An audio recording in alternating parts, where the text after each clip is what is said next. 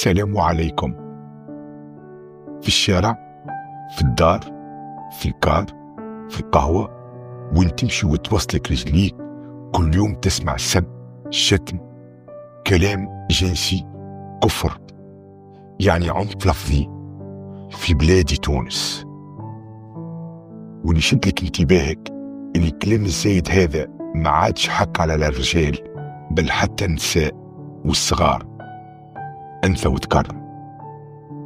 السؤال اللي حير، كيفاش تحولنا من مجتمع الكلمة الزايدة يعتبرها عيب إلى مجتمع يسمعها في كل بلاصة ما تحركلوش حتى شعرة كما يقولوها.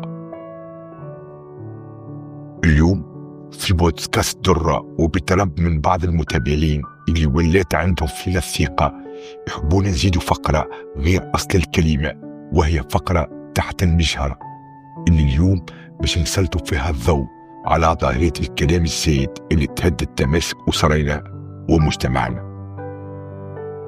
لكن قبل ما نبدأ، فضلا وليس أمرا، اشتركوا في البودكاست ودعمونا بجيم وتعليق حتى تستمر البودكاست في تقديم الإضافة، مع الشكر سلفا. في تونس الكلام الزايد ما هوش الكلام الفارغ اللي ما عنده حتى معنى، لكن هو كلام يتجاوز الخطوط الحمراء، من سب الجلالة إلى الشتيمة الثقيلة، حتى وصلنا إلى الإيحاءات الجنسية. أي أن اللغة ما عادش عندها نفس القيمة الاجتماعية والاحترام كما يقول الباحث محمود الذواتي. صحيح الظاهرة ماهيش جديدة، العرب في الجاهلية كانوا يستعملوا الهجاء القاسي كسلاح نفسي ضد القبائل الأخرى، والشعر الجاهلي كان مليان سبان جارح.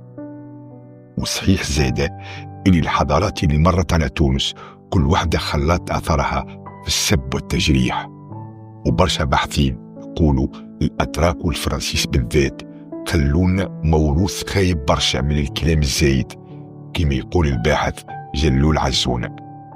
لكن احنا زدنا عليه جرأة لغوية غريبة تجاوزت كل الحدود، والتونسي أصبح يتفنن في الكلام الزايد في كل حالاته النفسية، متغشش وإلا فرحان. أحيانا تشتم أمه بكل النعوت القذرة في طرح كارتا وهو يضحك كأن لم يحدث شيء. والمصيبة ولينا اللي ما يقولش الكلام الزايد يحس بنقص. حسب دراسة نشرتها الجزيرة بعنوان لماذا يلجأ الناس للغة السباب في حياتهم اليومية، تقول الدراسة: السب وسيلة التنفيس العاطفي، يفرغ الغضب بسرعة ويعطي شعور وهمي بالقوة عند الرجال، وعند النساء هو محاولة لكسر حواجز وإظهار المساواة مع الرجل حتى في الجرأة. لكن الدراسة تقول زادة: الراحة الآنية اللي يعطيها السب والكلام الزايد تتحول مع مر الوقت إلى تطبيع مع العدوانية وتصبح دائمة. وهذا اللي حصل لنا بالضبط في تونس. تطبعنا مع الكلام الزايد اللي وصلنا تتهان أمهاتنا وزوجاتنا وأزواجنا بطريقة شنيعة دون رد فعل أو نهي عن المنكر. ولزادت تنبلة وسائل التواصل الاجتماعي والمسلسلات والغناء الهابط سهلوا انتشار الكلام الزايد في بلادنا كالنار في الهشيم.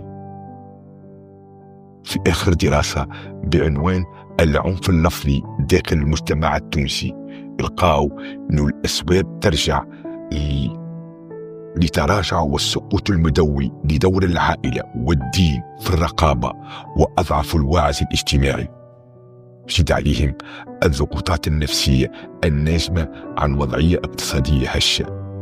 لكن بصراحة هذه الأخيرة ما هيش مبرر. اليوم عادي أنك تشوف امرأة في السوق تسب وتقول الكلام الزايد اللي قبل كان يجيب لها السخط واللوم، على خاطر المرأة مكتوب عليها الحشمة والحياة والتربية. بلغة أخرى، الأنثى ما يميزها عن الذكر الحياء الكلامي اللي بكل أسف فقدته اليوم.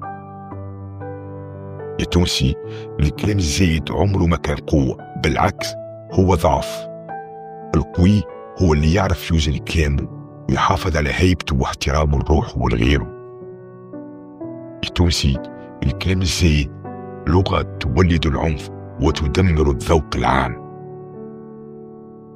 أخيرا أخي التونسي، كل نواقيس الخطر تدق منذرة باقتراب الكارثة، لتبدأ بكلمة زايدة يتربى عليها ولدك وتكمل بيك أنت في مأوى العجز، لأن ربنا جيل بلا قيم يتفنن في السب والشتم وهتك الأعراض وقلة الحياة.